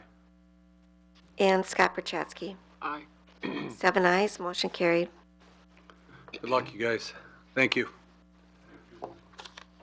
Okay, next we have the oversized garage ordinance. If you remember, we had the public hearing, which happened immediately before the council meeting started tonight. This would be the first reading of that ordinance. Brennan, you want to just, again, do a real quick summary for the people that didn't listen to the public hearing part of it? Sure. What is in your packet is a recommendation from staff and considered by the Plan Commission to change the oversized garage requirements that were put in place a couple years ago for a couple of previous projects. I've been working with a couple different property owners that have come in and have expressed concerns regarding some of the design standards and the building heights that were previously required. So looking at holistically the oversized garages, what we are recommending is more or less eliminating a majority of their previous ordinance and implementing what is in front of you this evening for consideration. Mainly, we're looking at properties that are under 1 acre, which is most of the residential single family in the area. We're actually want to get more of the scale and character of the detached garages similar to the house. So we're allowing detached garages not to exceed 1,008 square feet, which is a comfortable 3-car garage with about a 6-foot addition on the side of it for storage area. And we're actually recommending to reduce the sidewall height down to 10 feet and maximum building height to 15. When we get to properties that are 1 acre to 4.9 or properties that are greater than 5 acres, these properties and these types of properties and oversized garages that would be recommended or considered would be ones for RVs, boats, a lot of toys, storage. We're recommending that these fall underneath the special use permits that would be recommended and approved by the Plan Commission and Common Council. Each of these instances, based upon how many acres you have, limits you to how many garages you can have on the property, how much square feet you can have per garage, and each one has a different sidewall or maximum building height. Again, underneath the 1 acre to 4.9, there was a change from the Plan Commission for the sidewall height to 14 feet and maximum building height to 20 feet. Okay, and as Brennan said, you know, the majority, I don't know what percentage, but it's a pretty darn high percentage of properties are going to fall under the less than 1 acre.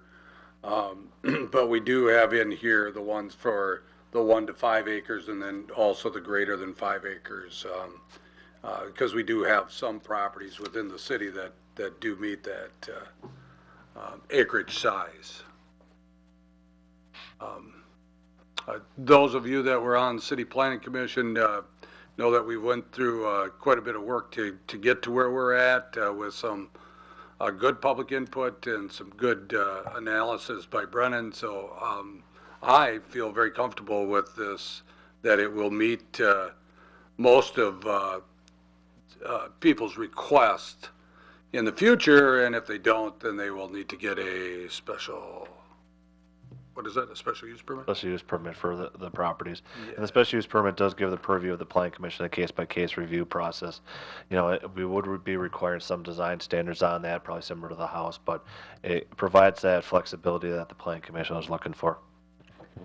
Yeah, I remember when we first did the ordinance for this, we didn't really have a size to it, and we were looking at more of a couple of specific, well, one in particular, one specific request for a detached garage and what it would look like, and that was on a large lot. It was greater than an acre. This will further describe what we normally would see in the city. Again, this is just the first reading of this ordinance. You will see this as a motion on our next council agenda, which is on May 19th. Okay, let's move on then to resolution number 1353. This is 2015. This is authorizing submission of a community development block grant application. Brennan? I feel like John Edelbeck this evening with about 10 different items on here, so I'll move as quickly as possible through these. The resolution that's in front of you this evening is the authorization to apply for the community development block grant. As the council probably remembers, about a month and a half ago, there was a resolution out there to start the process. We did a public hearing on the 15th. My office is diligently working right now to finish up the application and hopefully have it out by the end of next week, ahead of the actual application schedule. But again, this is specifically related to financial grants to apply, or that we're applying for the next phase of the downtown master plan. Receiving it through the community development block grant planning grant program. Thanks. And Brennan, you are just applying for the grants at this time. If we do receive those grants, you would have to come back and have council approve the Correct. agreement. Yep. Okay. I'd move to approve resolution number 1353, 2015. Second. Motion by Mayo, second by Dave Peterson, that we approve of resolution number 1353, 2015. Any discussion? If not, Sandy will call the roll. Scott Perchatsky. Aye. Steve Hackett. Aye. Jillian Peterson. Aye. Eric Olson. Aye. Paul Mayo. Aye. Dave Peterson. Aye. And Paul Hagan. Aye. 7 ayes, motion carried. Next, Brennan? I believe the next one's the relocation plan. Am I correct? Yes. All right. So this plan that's in front of you, because of the program that we're going through, which is the community development block grant, it's issued by the federal department, and state as well. A lot of these programs are based upon trying to facilitate lower moderate income housing within the community. So unfortunately, even though we're applying for a planning grant, we still have to go through a threshold of different resolutions, authorizations. What in front of you is one of those requirements, which is a relocation plan. Specifically, this is just talking about the steps that we would take to minimize any type of displacement that may or may not occur with our planning efforts or future construction efforts or reconstruction efforts in the downtown. Okay, so this is, what we're asking here is just to, for you to approve this. There are no plans to do any of this at this time. It's just Underneath the minimized displacement, there was about 12 to 14 things that we could have selected. We selected the 4 that had the minimal amount of displacement or items that we could actually handle by staff. Okay, so we'd be looking for approval of this. I'll make a motion, we approve this Wisconsin Residential Anti-Displacement and Relocation Assistance Plan. Second. Motion by Hackett, second by Hagan. Any discussion? If not, Sandy will call the roll. Paul Mayo, Aye. Jillian Peterson, Eric Olson, Paul Hagan, Aye. Dave Peterson, Aye. Scott Perchatsky, Aye. and Steve Hackett. Aye. 7 ayes, motion carried. Okay, you have one more here. Yep. So the items that are underneath the last one don't need an actual formal council action, but we wanted to at least bring them forward to the Common Council for consideration, just so you're aware of all the other legality and legal documents that the mayor will be signing off as required. So in there is the statement of assurances, the lobby certification, potential fair housing actions, and then the determination of exemption forms. Again, honestly, they're just the standard forms. It's a little bit over, the planning grant portion of it, but it's required for the grant to go through this process. I will say that all of these items, the city has applied for block grants in the past, and these are regular conditions that have to be approved or signed off on. Okay, so you said we do not need a motion to approve this, or you? As long as the council okays you to sign off on these, we're fine. Well, let's do a motion then. Let's do a motion to make sure that we're okay with council members allowing me to sign off on these. I'll move to allow Mayor Smith to sign off on the statement of assurances. Should it say Mayor Smith or just Mayor? Because if you change, The mayor. You know something I don't, Steve? no, I don't know anything. I'm just saying in the future it could happen. What happens if you, never mind. Yeah. Should the motion also include the lobbying certification and the potential fair housing actions forms also? And the determination of exemption. Yeah. It should be all 4 of those, I would agree. And that was Dave Peterson and second by Olson. Everybody understand the motion? All in favor signify by saying aye. Aye. Against? Motion carried. Thank you. Thanks, Brennan. Okay, next we have Henry's up, job description study. Okay, take a deep breath, Brennan. Go get some water. Okay, my item on the agenda, it is the last one under new business. It does start on page, I believe, 311 of your packet. What I'm here before you tonight is to just request an investment in one of our key resources, our people, our employees. And I'm hoping to get your support to undertake this study that would update nearly 50 job descriptions, the majority of which are about 15 years old. In the audience is Joellen Earl. Joellen's with GovHR. GovHR is the firm that the staff is recommending we employ to help us with this project. She doesn't have a presentation. She's made herself available, probably wins the prize for coming the longest distance because you're in a northern suburb of Chicago. But she's here for, I think, questions, to talk to you about the process.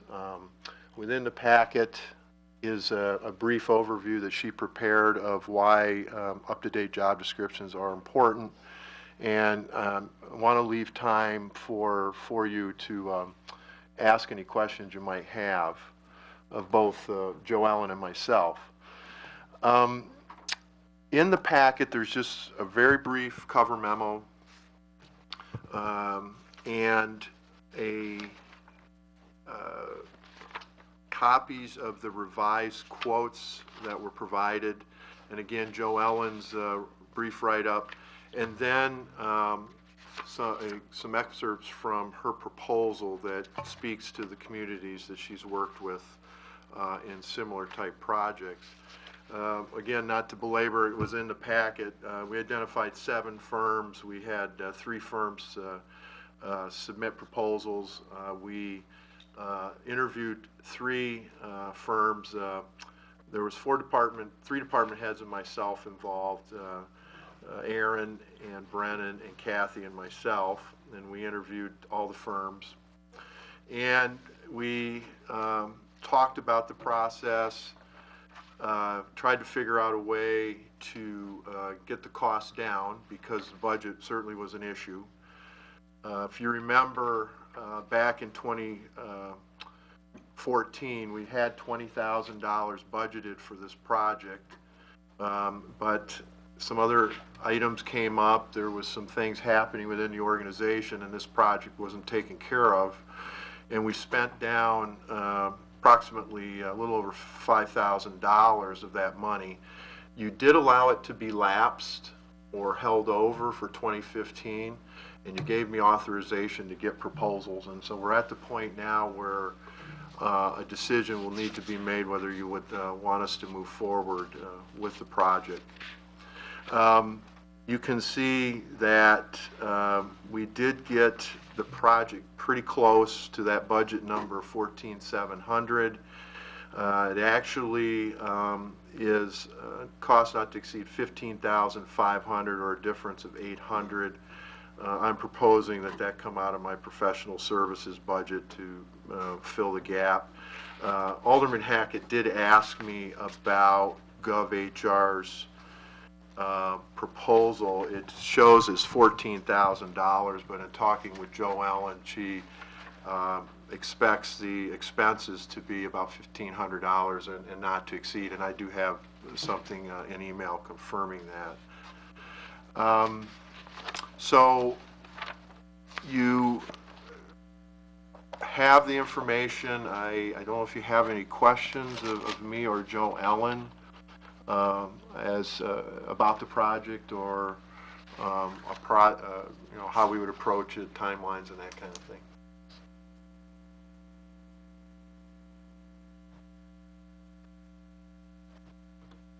I have a question.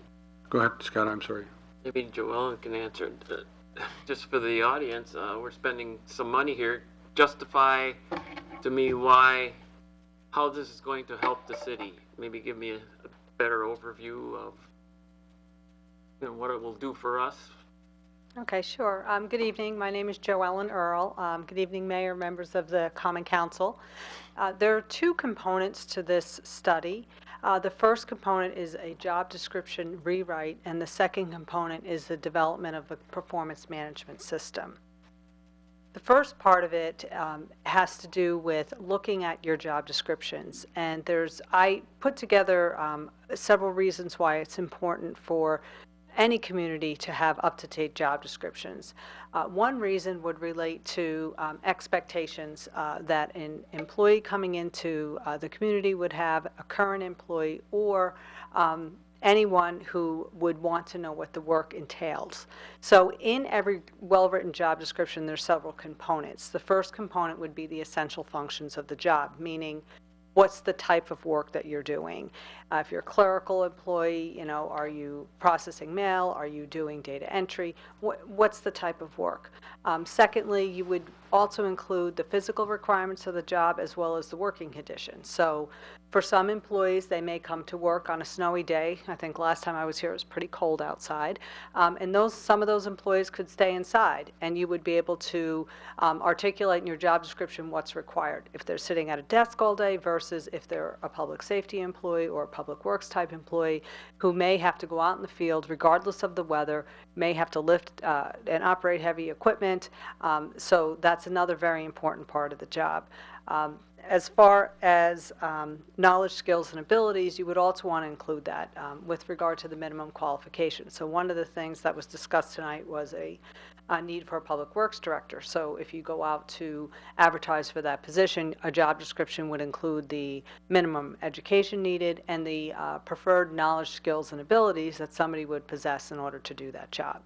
So the first part of it is just the expectation of the work to be performed, the working conditions, as well as the knowledge, skills, and abilities. The second reason why would be for recruitment. So again, you talked about a public works director.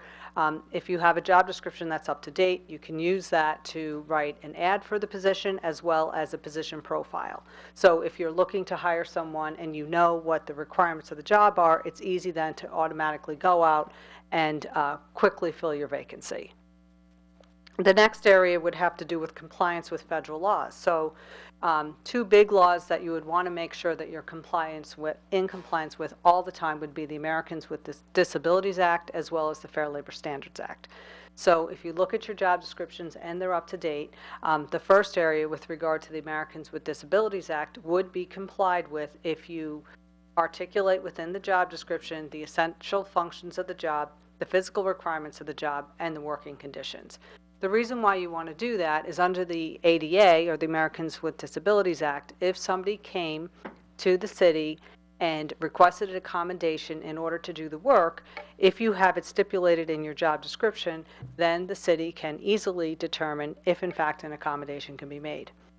Also, if you have a current employee who further, down the road needs an accommodation, again, by having all of that stipulated within the job description, then the city's in a better position to say, yes, we can make an accommodation, or no, we cannot.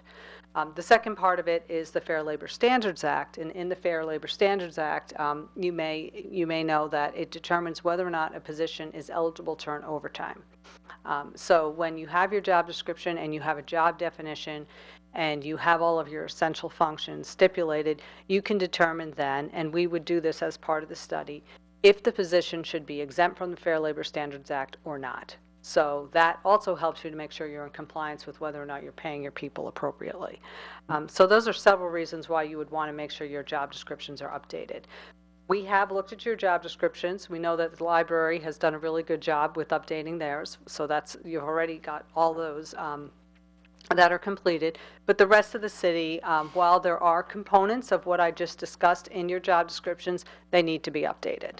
So that would be one part of the project. The second part of the project would be the creation of a performance management system. So as I mentioned, if you stipulate within your job description the essential duties, then you can develop a performance management system so you can assess performance.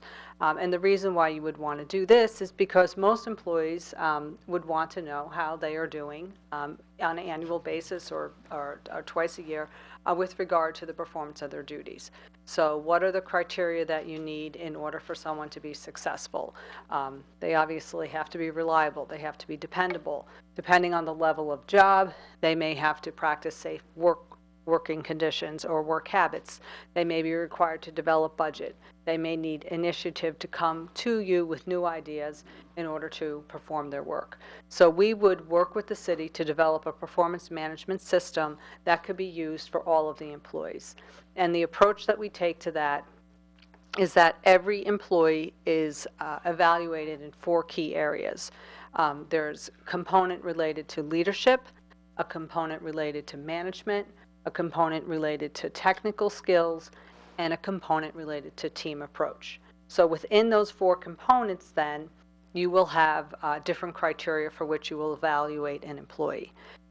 In addition to that, the performance management system would allow you to set goals for employees. So some of the things you talked about tonight are different projects that are going on. You may have a desire, or the supervisor, to have a project completed. That could be part of a goal. And another area could be whether or not there's a performance development plan. You know, if there was a new law that came out and someone needed additional training, you can put all of that information within your performance management system and within the tool for a particular employee. So the first part of the project, again, is to update the job descriptions. Oh, and let me add one other reason why you would want to do that.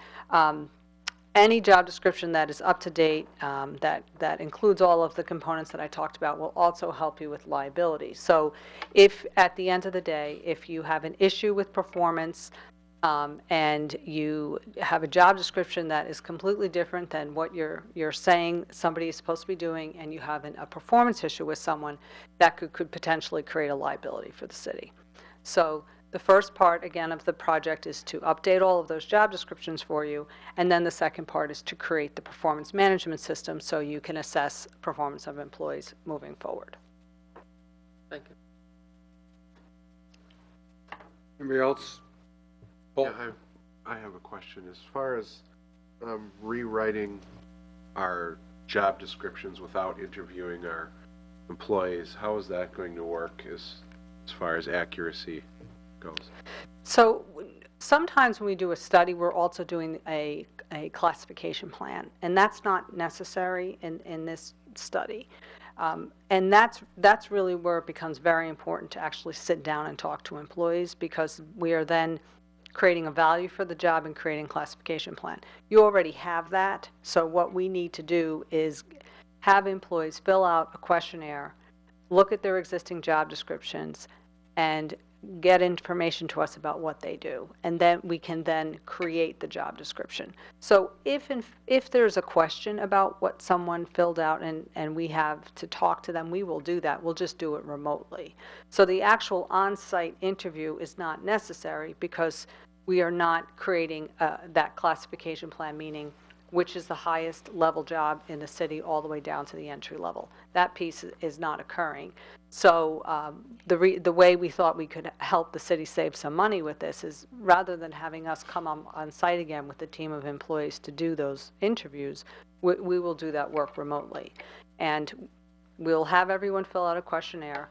If their job description is relatively good, we'll have them attach it. If not, they're going to have to do a little bit of work to give us some narrative on their essential functions. And then the rest of the questionnaire, they can tell us the educational requirement they need, the years of experience, what the physical requirements are. And then we have a lot of experience in writing job descriptions, so we can write them remotely and then send them back to the employee and the city and the supervisor to make sure that they're accurate based on the information they provided. Any other questions? Comments? Julia? Question, I guess, would be for Henry. Why can't we do this in-house? I guess I see that the library did a really great job recently of doing this on their own, and they did their entire department. Are we not capable of doing this in-house? I mean, I see her doing a questionnaire. Can we do the same thing and keep it all in-house and do it here? Well, I commend the library, but that took them 2 years to do 11 descriptions, and the way they're organized, there's an assistant library director who led the project. We're a small organization. Waupaca County has a human resources professional, like Joe Ellen, and a clerical person, and that organization could probably nip at this and do this, you know, department at a time over a couple of years and do it. I equate it very similar to just the last meeting. We hired a firm to help us put together a maintenance manual in our sewer fund, for our sewer system. Now, they're going to rely heavily on our staff to give them input, but they've been hired to collate it and put it together and make sure we're complying with all the requirements. When John was here, we've hired consulting engineers to help design projects. He's a civil engineer. I mean, you know, it's what you do in a small organization to bring in the expertise as you need it to help you with a project and then, you know, they move on, and, you know, we have a product. So I would say, no, we don't have the capability to do it in-house and do it adequately and to get expertise. I think the really key part here is the performance evaluation tool. I mean, all of us here have been in an employer-employee relationship on that kind of thing, and you read some literature, and employees will say their boss doesn't know what the hell they do. You know, they're evaluating and they don't know what the hell they do. So it does help get some buy-in, because the employees are really helping craft what their job is. Now, their supervisors have to review it and make sure it's accurate. But from the front end, we're valuing their opinion and what they do. And in 15 years, technology's changed. Fax machine? Do we use that anymore? And that's in a job description. Yeah, of course we do. But you get my point. I mean, there's a lot of new technology and things that we could address and all. So, long answer to your question, but no, we don't have the capability to do a good job of it in-house and in a timely manner. Any other comments, questions? Joellen, address the performance management a little bit on us. Does this in any way indicate a pay study or merit pay? That would be a local option to decide how you want to relate it to your pay plan. But what we would do is create a tool for you to assess performance. If we were looking at your pay plans in addition to the compensation side of this, which we're not, but if we were, we would be recommending that it would be merit-based. What if we just did the job descriptions? And not the performance? Right. As far as the cost, or just, I'm not sure. Both. Well, I mean, some communities do not assess performance. I would not recommend that. I think that from the perspective of, again, employees being really clear as to what their expectations are on an annual basis, it allows the Common Council to set strategy and policy direction for the city, and for the employees to have their work aligned with that direction. So by having a good performance plan, you can do that. Gets everybody on the same page and gets everyone clear with the expectations. So there's that piece of it, as well as the day-to-day reasons why you would be evaluated. So a department head may have different criteria for which he or she would be evaluated than maybe a frontline staff person. You know, a department head may have to have some initiative and innovative ideas, may have to be fiscally responsible, may have to supervise staff. So you would then be able to work with that person to make sure that he or she was complying with those criteria and really performing at a level that was appropriate for the position. So it gives you kind of a blueprint as far as how people are doing in their various roles within the city. It would help you on the other end too if for some reason performance was not up at a level where you needed it. And then you could work with that employee to develop a corrective action plan or something. Maybe they need additional training in order to get them to perform at a level that would meet the city's expectations. Again, I don't think you answered my question. If we just did the job descriptions, what do we have? Well, if you have the job descriptions, you have, as I mentioned, the clear expectations of what everyone is supposed to do. So if you hire a public works director, we'll use that example, all of the essential functions would be in there. The minimum education would be in there. The knowledge, skills, and abilities would be in there, and the physical requirements and working conditions. So you would have the document that outlines what a public works director is supposed to do. You would, and then the other pieces of that would be the compliance with the federal laws, would be, it would reduce your liability because it would be very clear as to what the job was supposed to entail, and then it would also help you in the event you had a vacancy and you wanted to advertise for a position. If we were to do just the job description, what would our cost be from you? We would reduce the cost by the portion of the performance management system and some of the expenses. So The performance management system is $4,000 for the development of the system, and then the on-site training. We would come up and train all of the employees on that and how to use the system. And then I did have some money in here for expenses, and depending on how much it would cost in order to come up, we would reduce it by that amount as well. So it would be a minimum of $4,000 less. So if we decided to do the performance management at a later date, that's what our cost would be? It would be $4,000 plus some expenses, yes.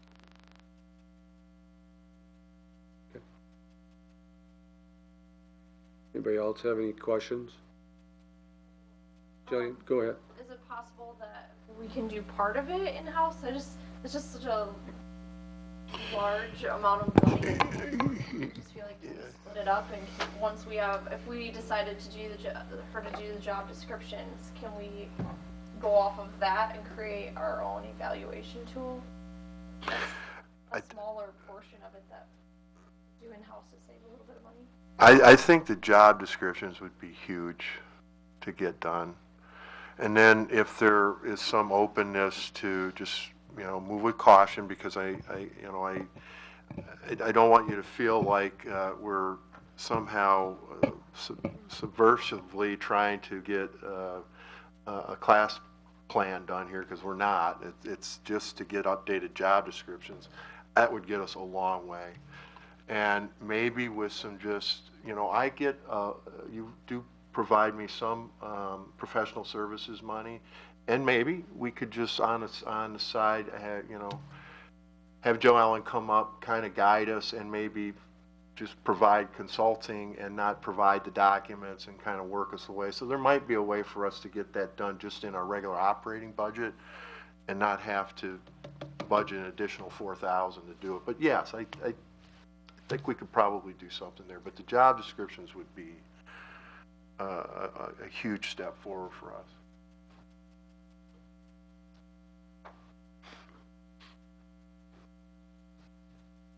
What are we thinking?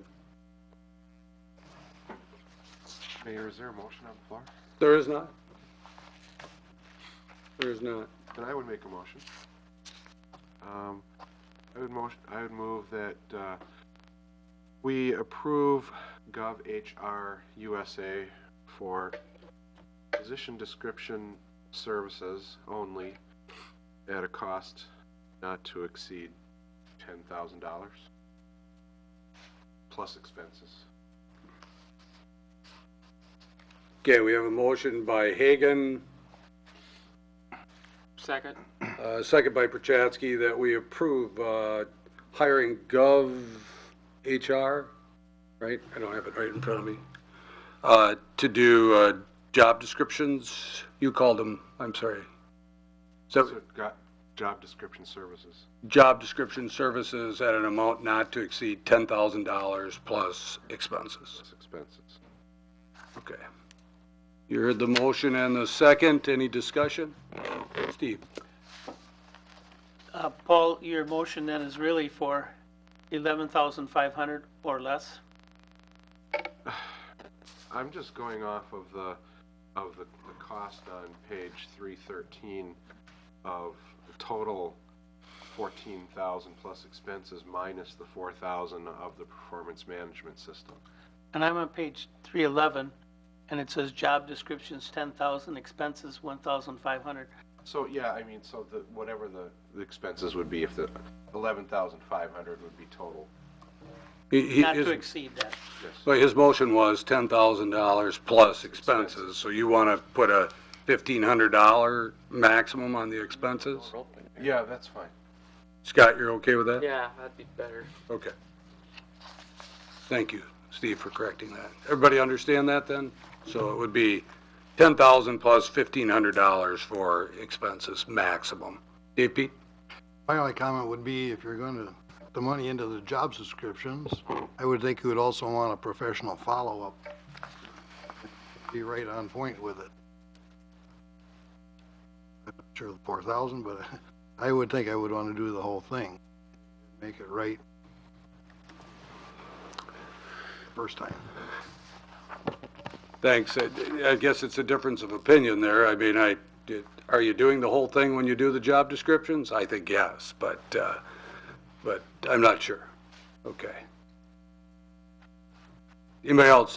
Did you, Paul or Eric, did you guys have your hands up? I'm sorry. Anybody else? I just believe these to be two separate systems that we're looking at, and I don't think at this time we really need the performance management system. Okay. Just a real quick question then, Henry and Joellen, how do other communities handle updating job descriptions in the future? Who does that? I mean, do you come in and help out with that, or is that something that municipalities do on their own normally once you've put them in place? We recommend that I will give the tool that I use in order to solicit the information from the employees to the city. So the city will have then the mechanism to update the job descriptions in the future. And there's reasons why you would want to do that, and you want to look at them maybe every year, every other year. You may have a new position, you may have a position that goes away, or you may have a position that changes. So, you know, if people are just generally thinking, oh, something, you know, there might be a new law or there might be a new need, you might say, we need to create a job description, and then you'll have the tool to do that. I mean, we're available for a year after the project concludes to provide consulting advice to no charge to the city. If Henry says, you know, we missed one, will you do another one? We'll do that. We'll help you with that. And if people need us as a resource, we'll be available. Okay. All right. Any other further discussion? Sandy will call the roll. Paul Hagan, Aye. Dave Peterson, No. Steve Hackett, Aye.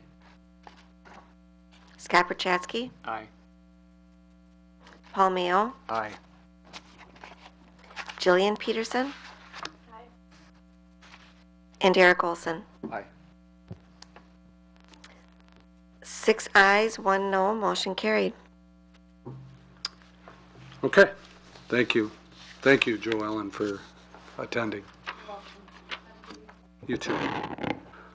Next, we have issues, projects, discussions. We do not have anything tonight under that. Don't forget, we do have a closed session that we are going to have right after, or right near the end of the meeting here. Communications, recommendations of the mayor. There is nothing additional tonight. So what we would be looking for is a motion to convene into closed session in accordance with Wisconsin State Statute Section 19.85 Parent G and 1985 Parent E as it concerns potential litigation with AT&T, also which is the city's broadband provider, and deliberating or negotiating the purchase of public property and the investing of public funds as it relates to an industrial development project in the city industrial park. And make sure we understand this, that these are two separate items that we're going to discuss in closed session. So we would need a motion to convene into closed session. So moved. Second. Motion by Hackett, second by Hagan, that we approve going into closed session. Any discussion? All in favor signify by saying aye. Aye. Against? Motion carried.